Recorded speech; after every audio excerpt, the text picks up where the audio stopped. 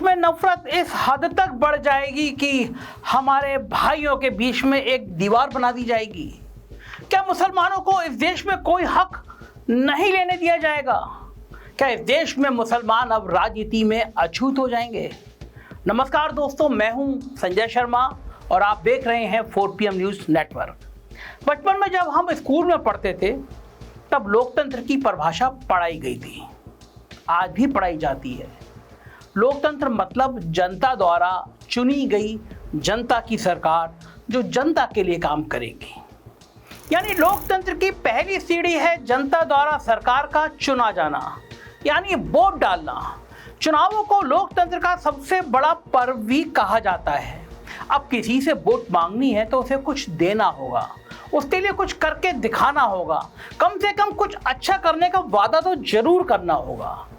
मगर जब कुछ अच्छा करने की इच्छा शक्ति ही ना हो, राजनीति का मतलब केवल सत्ता का सुख भोगते हुए जनता को लूटना हो। वोट तो तब भी चाहिए, कुर्सी पाने के लिए चाहिए। तब कुछ नेता डराने और बांटने की राजनीति करने लगते हैं। हिंदू जागो तुम खतरे में हो, बढ़ जाओगे तो कट जाओगे, वगैरह वगैरह। अब सोचिए, 90 करोड़ लोगों को 20 करोड़ लोगों से कैसे खतरा हो सकता है? असल में खतरा होता नहीं है, बस खतरे का डर पैदा किया जाता है।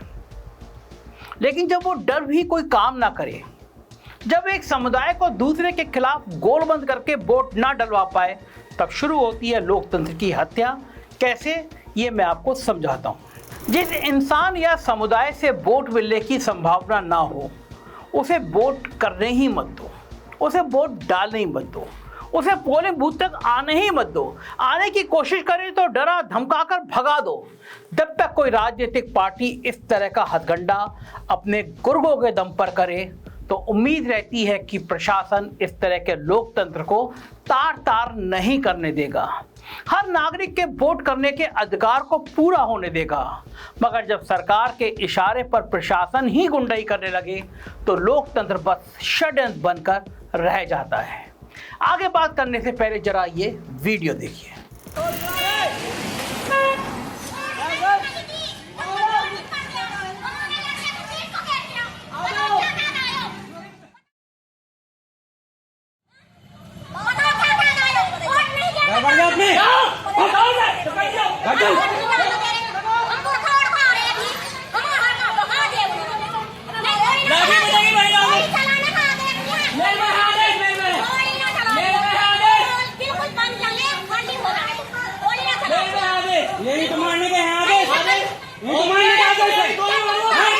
ये वाकया है पिछले बुधवार यानी 20 नवंबर को उत्तर प्रदेश की 9 विधानसभा सीटों पर चुनाव के वक्त का। और जो आदमी सामने खड़ी निहत्ती महिलाओं पर बंदूक तान रहा है, ये कोई गुंडा बदमाश नहीं है। यह है मुजफ्फरनगर जिले की मीरपुर विधानसभा सीट में तैनात पुलिसकर्मी।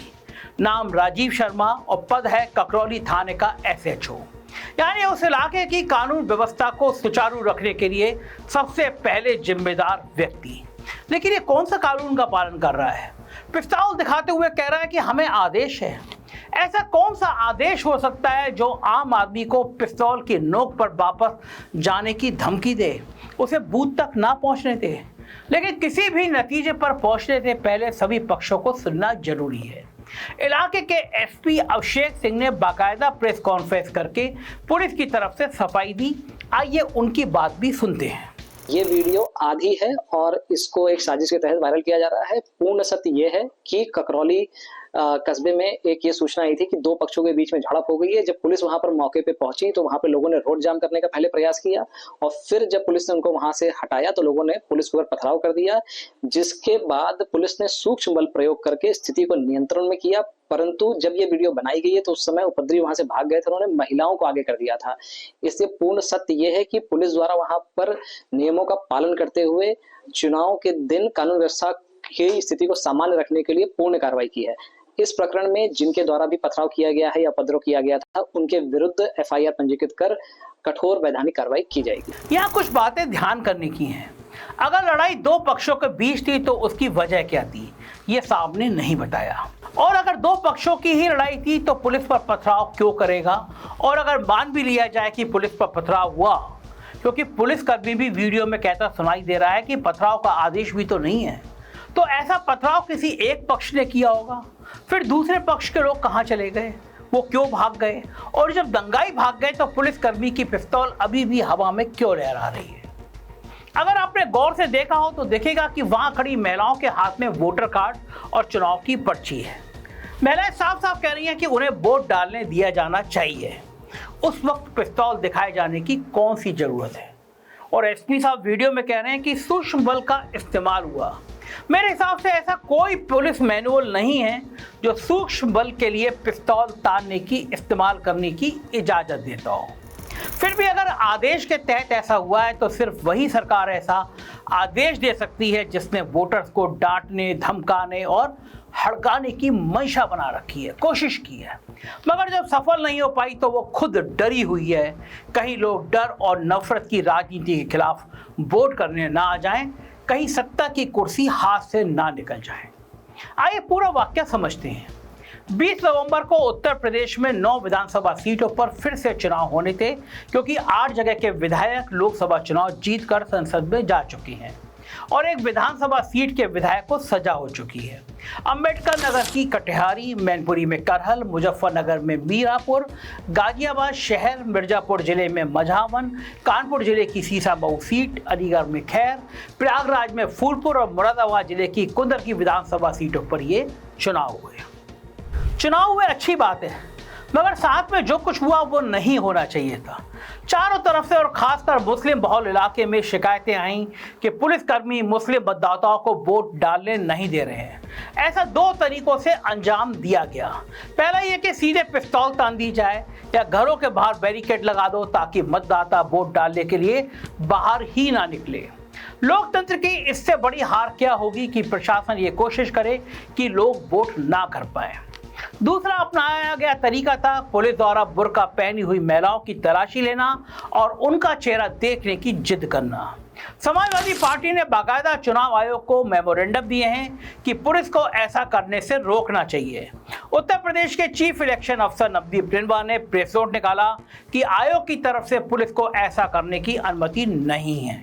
वोटर का पहचान पत्र देखना और किसी महिला या पुरुष वोटर की पहचान जानने का अधिकार केवल चुनाव कर्मचारियों का है और केवल चुनाव अधिकारी ही किसी महिला की पहचान जानने के लिए बुर्का हटाने को कह सकते हैं। लेकिन फिर भी इस तरह की शिकायतें बहुत सारी आईं, कई सारी घटनाएं हुईं।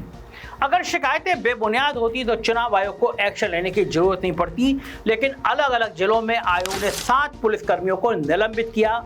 शाहपुर थाने के एसआई नीरज कुमार, मुजफ्फरनगर जिले के भोपा थाने के एसआई ओमपाल सिंह निलंबित पुलिसकर्मियों में से हैं।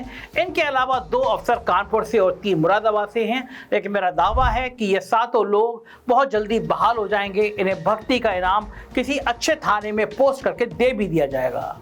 उत्तर प्रदेश के चुनावों में मुस्लिम मतदाताओं के साथ भेदभाव कोई पहली या आखिरी घटना नहीं है।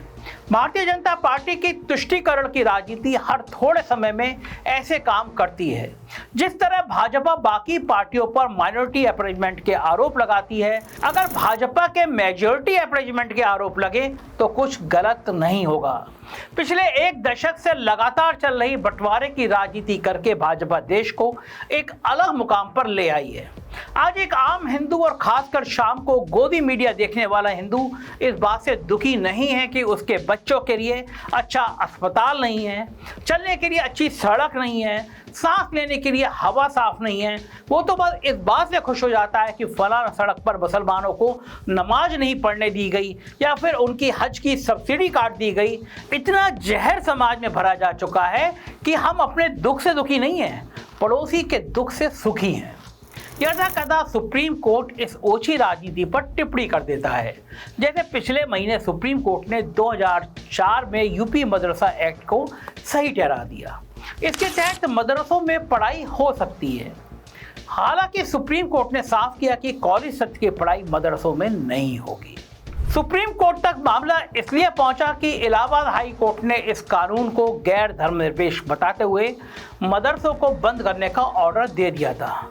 सुप्रीम कोर्ट में एनसीपीसीआर हाई कोर्ट के फैसले के पक्ष में पहुंचा था। एनसीपीसीआर का मतलब है national commission of protection of child rights. Commission ने कहा कि मदरसों में विज्ञान की पढ़ाई नहीं होती, सिर्फ धर्म की होती है, बच्चों का विकास नहीं हो पाता। सुप्रीम कोर्ट ने ऐसा सवाल पूछा जो हम सबको नेताओं से पूछना चाहिए। कोर्ट ने कहा कि सिर्फ मदरसों में पढ़ने वाले बच्चों की इतनी चिंता क्यों हो रही है। जवाब दो कि हिंदू, ईसाई या जैन धर्मों के कितने पाठशाला या गुरुकुल बंद किए गए हैं आपने? वहां भी तो केवल धर्म की ही पढ़ाई होती है। चाइल्ड कमीशन से कोई जवाब देते नहीं बना, पसीने आ गए। अब यह सवाल आता है कि चाइल्ड कमीशन का भाजपा से क्या लेना देना? काश कोई लेना देना नहीं होता। काश सच में एग्जीक्यूटिव और लेजिस्लेटिव में फर्क होता। आईएएस और आईपीएस मंत्री और नेताओं से आजाद रहकर संविधान के मुताबिक काम कर रहे होते, उनके जूते नहीं उठा रहे होते। लेकिन जब एक खास विचारधारा की पार्टी और उसकी बनी सरकार कई सालों तक राज करती है तो प्रशासन भी उस पार्टी की भाषा बोलने लगता है, हेलीकॉप्टर में बैठ के कावड़ियों पर फूल बरसाने लगता है। फिर चाहे चुनावों में पुलिस को वोटर्स का रोका जाना हो या सरकारी विभाग का केवल मदरसे बंद कराने के लिए एड़ी चोटी का जोर लगाना हो, बात तब और भी खतरनाक हो जाती है जब नफरत की मानसिकता प्रशासनिक कार्रवाई से भी आगे चली जाए और ये सरकारी कर्मचारियों की निजी सोच को भी जहरीला बना दे। दिल्ली में 2019-20 की सर्दियों में सिटीजनशिप एक्ट यानी सीएए के विरोध में प्रदर्शन हुआ। मुस्लिम समाज और दिल्ली का शाहीन बाग इलाका इसके विरोध में सबसे आगे रहा। उस वक्त की एक घटना का जिक्र करूंगा।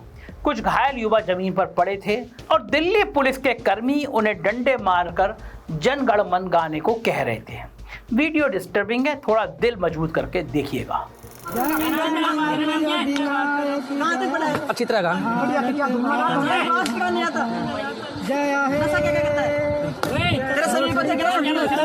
हिंदुस्तान में ही रहा। चलिए एक बार को ये मान भी लेते हैं कि ये युवा हिंसक प्रदर्शन में शामिल होंगे। ये भी मान लेते हैं कि इन पर बल प्रयोग करने के अलावा पुलिस के पास कोई चारा नहीं रहा होगा। लेकिन पीटने के बाद, घायल होकर सड़क पर गिरने के बाद एक नागरिक लोकतंत्र में क्या अपेक्षा रखता है कि कम से कम उसे अस्पताल पहुंचाया जाएगा, भले बाद में जेल भी पहुंचा दिया जाए। लेकिन सड़क पर घायल पड़े आदमी से पुलिस देशभक्ति का सबूत मांगने लगे और वो सबूत देते देते वो मर जाए तो ये देश के सामाजिक ढांचे के लिए खतरनाक है। 5 लड़के जिन्हें पीटा जा रहा था, उनमें से एक फैजान की 2 दिन बाद मौत हो गई। दिल्ली हाई कोर्ट ने इसे हेट क्राइम कहा। सीबीआई को जांच के आदेश भी दे दिए गए। दिल्ली हाई कोर्ट के सैकड़ों आदेश और 4 साल बाद भी दिल्ली पुलिस उन पुलिसकर्मियों को तलाश नहीं कर पाई। केवल 2 पुलिसकर्मियों पर डिपार्टमेंटल इंक्वायरी इस बात की चल रही है कि वो वहां मौजूद थे, लेकिन इन्वेस्टिगेशन में साथ नहीं दे रहे। हालांकि वीडियो में साफ दिख रहा है कि कई सारे पुलिस वालों की आवाज़ आ रही है। ड्यूटी रजिस्टर से थाना और पुलिसकर्मी दोनों की पहचान हो सकती है। एमएनसी के रिकॉर्ड्स में वो कॉलम खाली है जो ये बताए कि बाद में इन 5 को जख्मी हालत में कौन सा पुलिस वाला लेकर आया। क्या ये बस लापरवाही है या फिर भाजपा की बंटवारे की राजनीति धीरे धीरे प्रशासन की रगों में बहने लगी है? सोचिए, पुलिस और फौज जैसी संस्थाएं जो हमारी सुरक्षा के लिए जिम्मेदार हैं, जिनमें हर धर्म के लोग काम करते हैं, अगर वो धर्मनिरपेक्ष नहीं रही तो कितना खतरनाक होगा। अगर फौज और पुलिस में काम करने वाले लोग धर्म के नाम पर बंटने लगे तो सड़क पर सुरक्षा और देश की रक्षा कौन करेगा? वापस उत्तर प्रदेश पर आते हैं। जब योगी ने बदमाशों के घर बुलडोजर से गिराने शुरू किए तो केवल कुछ लोगों ने कहा कि बदमाशों के बीवी बच्चों का क्या कसूर है। बाकी सबने योगी के लिए तालियां बजाई। जब विरोध प्रदर्शन में शामिल मुसलमानों के घर तोड़े गए या उनको नोटिस भेजे गए तो गोदी मीडिया ने हिंदुओं को योगी की तारीफ करने के लिए कहा। लेकिन ताली के ईंधन पर चलने वाला बुलडोजर कब मदमस्त होकर ताली बजाने वालों का ही कुचल दे, उनका घर तोड़ दे, पता नहीं चलता और कोई आवाज भी फिर नहीं उठती। जैसे अयोध्या में राम मंदिर तक पहुंचने वाला रास्ता चौड़ा करने के लिए सैकड़ों गरीब हिंदुओं के घर तोड़ दिए गए। अब कहीं जाकर सुप्रीम कोर्ट का फैसला आया कि बुलडोजर सिर्फ विनाश लाता है, इसे न्याय देने का झूठा माध्यम मत बनाओ। आगे से बुलडोजर से घर तोड़े जाने पर रोक लगा दी गई। दोस्तों, आपको और हमको मिलकर ये सोचना होगा कि हमें रामराज चाहिए या जंगल राज चाहिए। अभी जो हो रहा है वो जंगल राज है, बस उसे नाम रामराज का दिया जा रहा है। तुलसीदास जी ने कहा है कि रामराज कैसा था, उनको डिटेल से बताया है। देहिक देविक भौतिक तापा राम राज नहीं कहूँ व्यापा, सब नर कहीं परस्पर प्रीति, चलहि सौ धर्म निरत श्रुति नीति। अर्थात राम राज में किसी को देहिक, देविक और भौतिक तकलीफ नहीं थी। सब मनुष्य परस्पर प्रेम करते थे और वेदों में बताई गई नीति मर्यादा में तत्पर रहकर अपने अपने धर्म का पालन करते थे। लेकिन उस परस्पर प्रेम के बजाय नफरत बोई जा रही है। चुनावों के दौरान हिंदुओं के दिल में मुसलमानों के लिए जहां यह मुद्दा नहीं चलता, वहां जाति के नाम पर दलितों के लिए नफरत, और पूरे देश की बात होती है तो उत्तर भारत के मन में दक्षिण भारत के लिए नफरत पैदा की जाती है। हमें सोचने की जरूरत है कि किसी भी धर्म से हमें खतरा नहीं है। हाँ, धर्म का खतरा दिखाने वालों से जरूर खतरा है। ये चाहते हैं कि हमारे बच्चे धर्म के नाम पर लड़ मरें और इनके बच्चे विदेशों में डिग्रियां लाएं, वहीं नौकरी करके सेटल हो जाएं। खुद मुस्कुराइए और ऐसे लोगों पर हंसिए ताकि वो समझ जाएं कि आप उन्हें समझ चुके हैं। तभी देश मजबूत होगा, तभी मैं और आप मजबूत होंगे। अपनी राय से अवगत कराइएगा। चैनल को सब्सक्राइब और ज्वाइन जरूर कीजिएगा। शुक्रिया, थैंक यू।